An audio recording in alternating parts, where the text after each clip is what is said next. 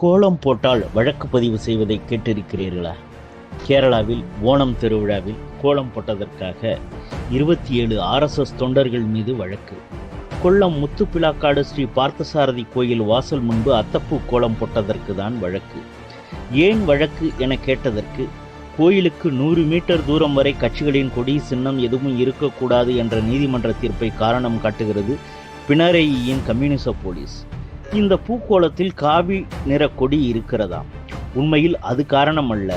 கோலத்தில் ஆபரேஷன் சிந்தூர் என்ற இந்திய ராணுவ வெற்றியை குறிப்பிட்டதுதான் காமரேடுகளுக்கு கோபம் என்கிறார் பாஜக தலைவர் ராஜீவ் சந்திரசேகர்.